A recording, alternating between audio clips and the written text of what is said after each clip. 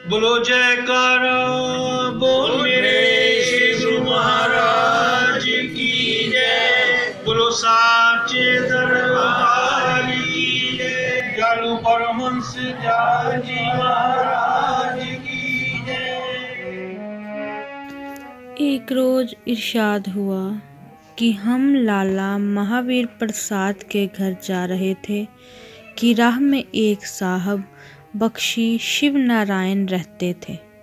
उन्होंने हमें जाते देखकर राह में आकर कदम पकड़ लिए और हाथ जोड़कर कहा कि आप अक्सर इस राह से गुजरते हैं, कभी हम गुलामों पर दया नहीं करते।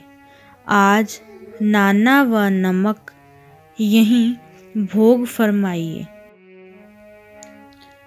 हमने कहा कि आज तो महावीर प्रसाद के यहाँ जाता हूँ, फिर किसी रोज मुमकिन है। गरज उन्होंने दिन और दोपहर का वक्त मुकर्रर कर दिया। हमने मंजूर कर लिया। नियत दिन पर हमारी तबीयत कुछ खराब और नज़ला वगैरह की शिकायत हो गई, मगर चूँकि वादा करके आए थे इसीलिए नियत समय पर बख्शी साहिब के मकान पर गए और नौकर की मार्फत इत्तला कराई। बख्शी साहिब ने जवाब दिया कि बाहर बिठाल दो। हम बाहर एक तख्त चोबी पर बैठ गए। बख्शी साहिब बावजूद इसके कि राज के विशिष्ट सरदार और मान्य आदमी थे और करीबन 10-12 रुपया रोज की जागीर राज से मिली हुई थी, मगर उनको जुआबाजी की लत थी और उस वक्त भी वह अपने 2-4 साथियों के साथ जुआ खेल रहे थे, इसीलिए हमारी फिक्र ना थी।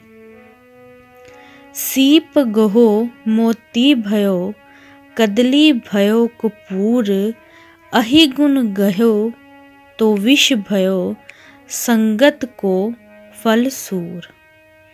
हमारी तबीयत पहले ही खराब थी।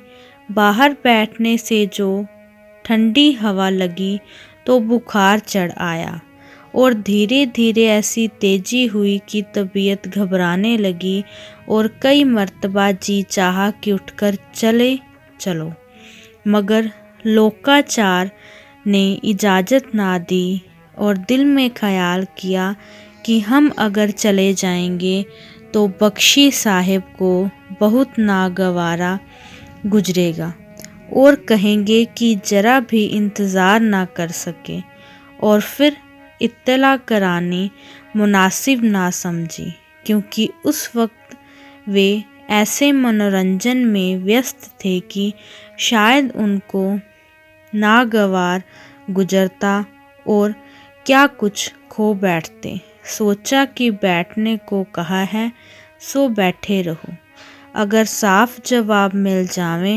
तो चलने में कोई आपत्ति नहीं। इसीलिए उस तीव्र बुखार में जब्त किए 3 घंटे रात तक बैठे रहे। करीबन 10 बजे रात को बख्शी साहिब बाहर आए तो हमको बैठे देखकर पसीना पसीना हो गए। बड़ी क्षमा याचना की और खाना खिलाने को अंदर ले गए और सबसे ऊपर की छत पर खुले में बिठाल दिया।